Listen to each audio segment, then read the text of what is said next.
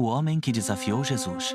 Na história, alguns nomes ecoam por sua fé, outros por sua audácia. E existe um nome que ecoa através dos séculos, não por sua piedade, mas por uma audácia quase inacreditável. A história de um rei que, no auge do seu poder, olhou para o céu e simplesmente zombou do Criador do Universo. O título deste vídeo pode parecer estranho. O homem que desafiou Jesus. Afinal, a história que vamos contar se passa mais de 700 anos antes de Jesus de Nazaré sequer caminhar sobre a terra. Mas, se você entende a natureza de Deus, sabe que o Deus do Antigo Testamento, o Deus de Abraão, Isaque e Jacó, é o mesmo que se revelou em Cristo, o Pai, o Filho e o Espírito Santo. Então, ao desafiar o Deus de Israel, esse homem estava, na verdade, desafiando a mesma divindade que séculos depois se encarnaria para salvar a humanidade. O nome dele é Senaqueribe, rei da Assíria. Imagine, é o ano 701 A.C. e um rei se sente absolutamente invencível. Senaqueribe, o mestre do Império Assírio, já conquistou 46 cidades fortificadas e agora está diante do seu prêmio final, Jerusalém. Senaqueribe, seus generais gritam para os defensores da cidade: "Que Deus pode livrar vocês das minhas mãos." Mal sabia ele que tinha acabado de selar o próprio destino. Essa é a história de como um império no topo do seu poder foi quebrado em uma única noite, não por um exército, mas por uma força invisível. E de como a arrogância de um homem o levou a um fim trágico nas mãos da sua própria família. Para a gente entender o tamanho desse desafio, precisamos primeiro saber quem era Senaqueribe. Ele não era um rei qualquer. Ele era o soberano do Império Neo-Assírio, a maior superpotência militar da época. Seu nome já era uma declaração de poder, significando: "Sim, o Deus da Lua me deu irmãos." Os exércitos assírios eram famosos não só pela eficiência, mas por uma brutalidade calculada. Eles não só conquistavam cidades, eles as pulverizavam, empalando inimigos, esfolando líderes vivos e deportando populações inteiras para espalhar o terror e esmagar qualquer esperança de rebelião. Eram mestres da guerra psicológica. Senaqueribe herdou esse império e o expandiu com uma crueldade e um orgulho que se tornaram sua marca registrada. Em seus próprios registros gravados em prismas de argila que sobrevivem até hoje, ele se vangloria de suas conquistas. Um desses registros, o Prisma de Senaqueribe, confirma em detalhes a sua campanha contra o reino de Judá. E foi a rebelião de um pequeno rei chamado Ezequias, de Judá, que acendeu a fúria de Senaqueribe. Ezequias, um rei fiel a Deus, decidiu parar de pagar os impostos absurdos para a Síria e fez uma aliança com o Egito, na esperança de se livrar daquele domínio. Para Senaqueribe, isso era mais que uma rebelião.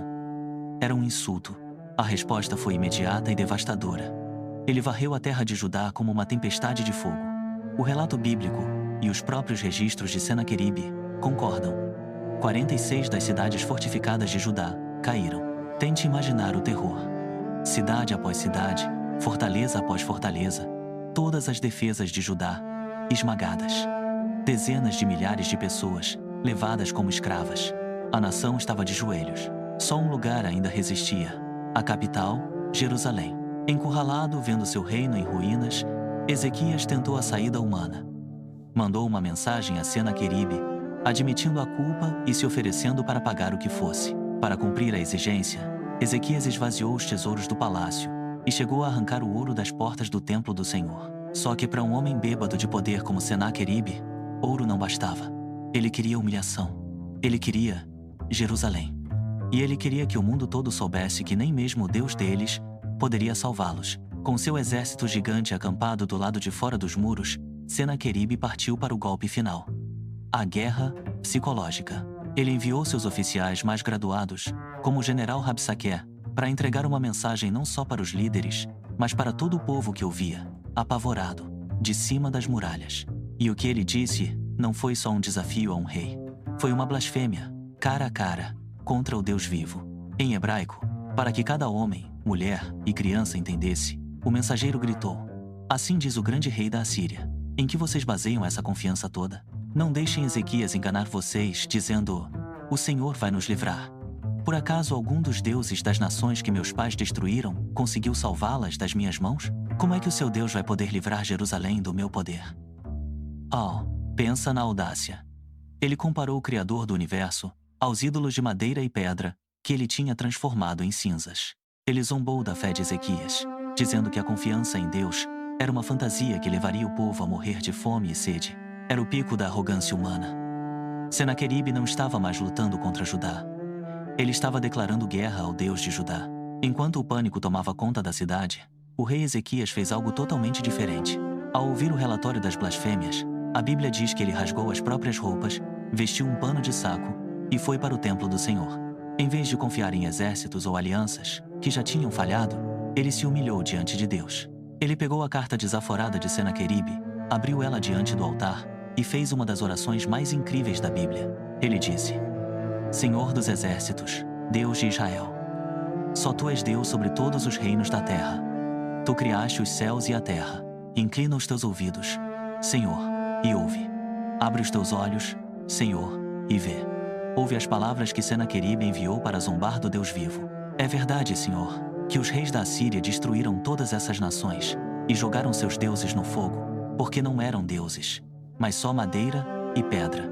Agora, Senhor, nosso Deus, salva-nos das mãos dele, para que todos os reinos da terra saibam que só Tu, Senhor, és Deus. Milha. Ezequias não negou o poder de Senaqueribe. Ele reconheceu a destruição, mas ele traçou uma linha na areia. O poder de Senaqueribe funcionou contra nações e seus deuses falsos. Agora, o desafio era contra o único Deus verdadeiro. Em sua angústia, Ezequias também mandou chamar o profeta Isaías, buscando uma palavra do Senhor. A resposta de Deus veio pelo profeta Isaías, e foi ao mesmo tempo assustadora e majestosa.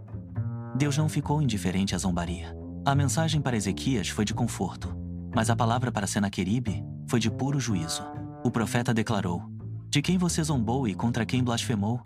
Contra quem você levantou sua voz e seu olhar arrogante? Contra o Santo de Israel? E aí veio a sentença, carregada de uma ironia divina, que é simplesmente genial. Deus disse a Senaqueribe: Por causa do seu furor contra mim, e porque a sua arrogância chegou aos meus ouvidos, vou pôr o meu anzol no seu nariz e o meu freio na sua boca, e o farei voltar pelo caminho por onde você veio. Essa imagem era a humilhação máxima. Os assírios eram famosos por esculpir cenas deles mesmos levando prisioneiros com anzóis no nariz. Ou seja, Deus disse que ia usar a mesmíssima tática de humilhação dos assírios contra o rei deles. O palco estava montado. De um lado, o maior exército do mundo, confiante na sua força. Do outro, uma cidade sitiada, com um rei em oração e um profeta declarando a palavra de Deus. Humanamente, era impossível. Mas a batalha não seria vencida por mãos humanas. O que aconteceu naquela noite desafia qualquer lógica militar. Não teve ataque surpresa. Não teve batalha. Nenhum soldado de Judá precisou sequer tirar a espada da bainha. O relato, registrado em Reis, Crônicas e Isaías, é curto e aterrorizante. Naquela mesma noite, o anjo do Senhor saiu e matou 185 mil homens no acampamento assírio. Pense nisso. 185 mil homens. Um exército inteiro, o orgulho do império, aniquilado em questão de horas. Sem som, sem luta. Sem som, sem luta. Quando os sobreviventes acordaram na manhã seguinte, o que viram foi um campo de morte. Cadáveres para todo lado. Líderes, generais, os melhores guerreiros do império.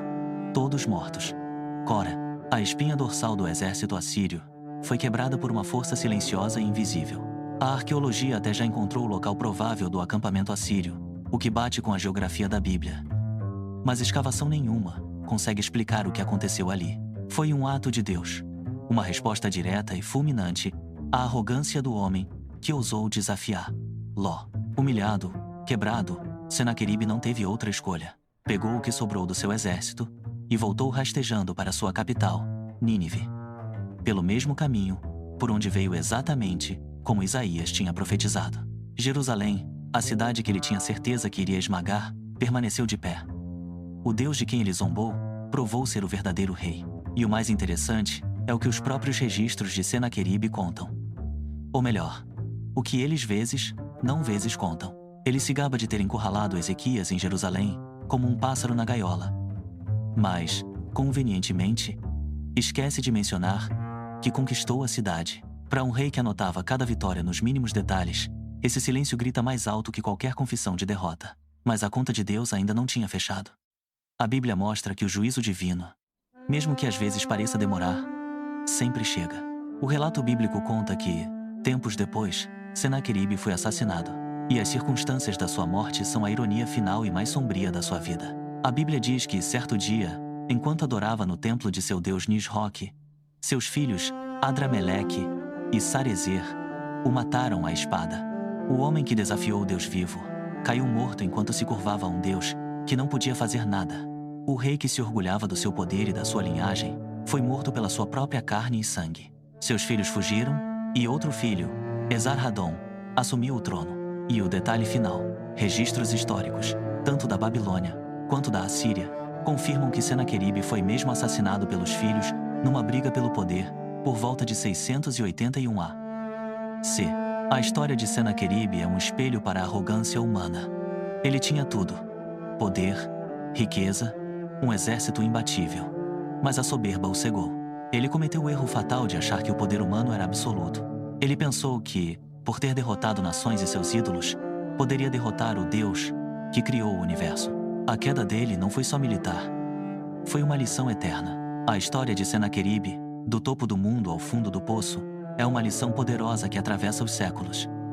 Deus se opõe aos orgulhosos, mas concede graça aos humildes.